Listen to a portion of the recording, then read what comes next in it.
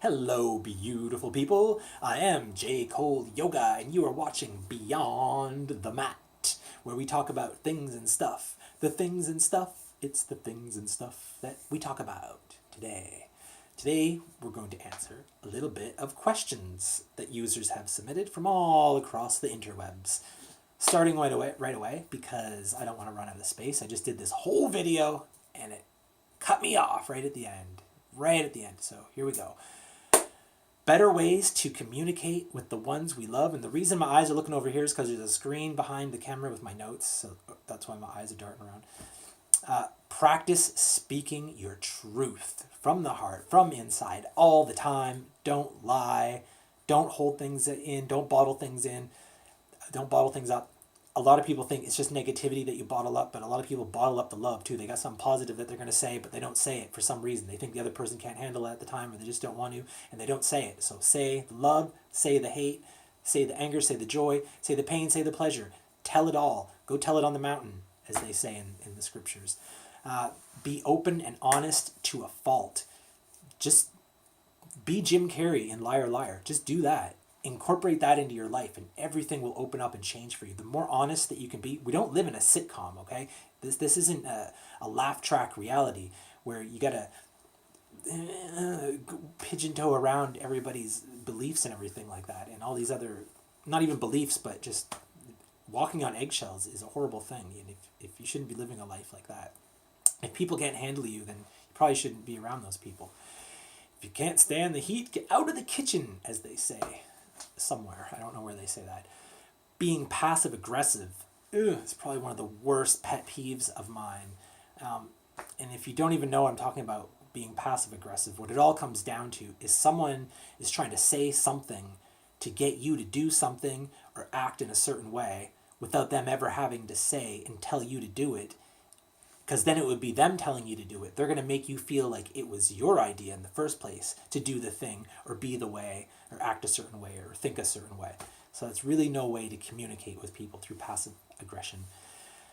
Moving right along. Next, we have someone commented harm reduction methods, and I didn't know what they were talking about, so I asked, can you clarify that a little bit? And they said, well, just things in general. I thought they meant party time, like at music festivals, for harm reduction. So I guess it's up to me to decide.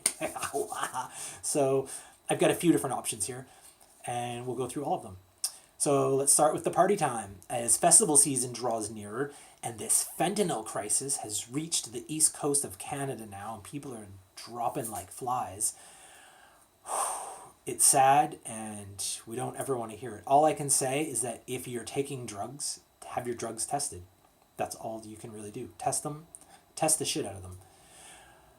Buy from a reliable source, like the chemist who made them, if you can, or someone who's very close to the chemist who made them. Don't be going to the corner street, the corner street, and trying to buy drugs from strangers. That's when shit goes down. Don't take drugs that you find on the ground. That's just a given. I mean, you might be tempted. You get this big bag of something, and you're like, oh yeah, wow, look, let's take it. Watch your drinks, too. This isn't just drugs. Watch your drinks. Keep lids on your drinks if you can at all times. Just keep a fucking clear eye on what you're drinking and putting into your body. Don't take drinks from strangers who you haven't seen the bartender mix the drink. If you're there at the bar and someone orders it and you watch the process, then obviously you're fine, but don't be handed a drink somewhere and drinking that shit.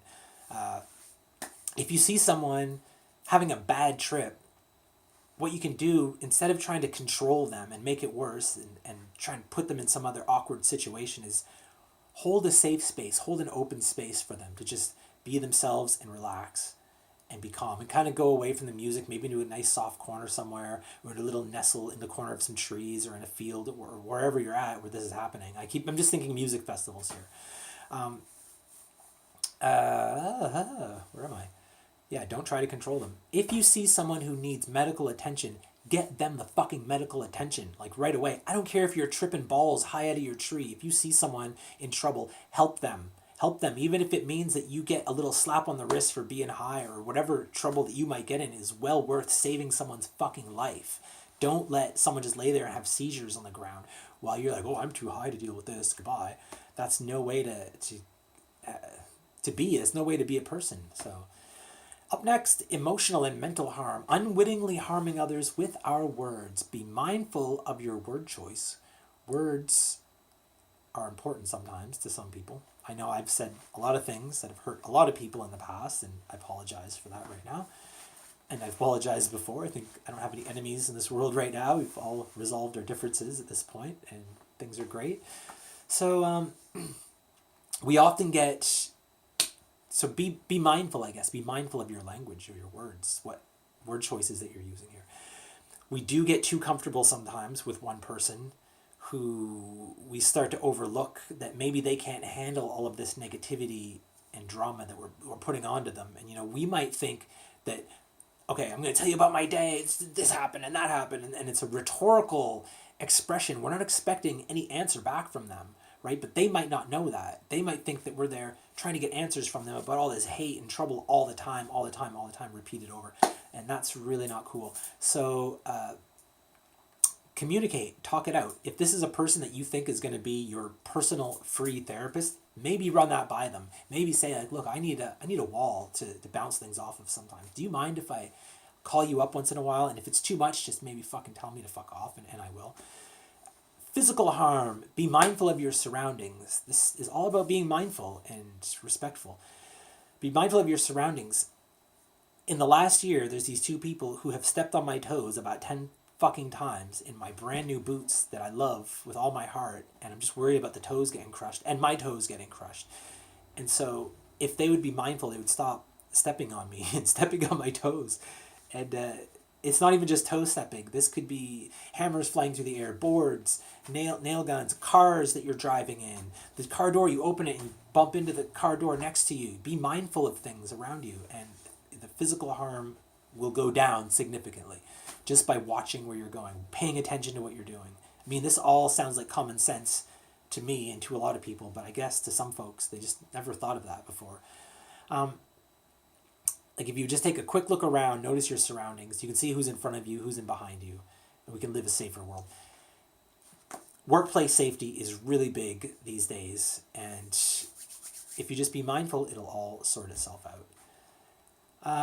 Talk about insomnia. Well, I am not an insomniac, but I have been awake for lengths of time, and the other night I had a tough time getting back to sleep, and it was kind of rough. So I guess all you can do is just try and like rein that brain back in.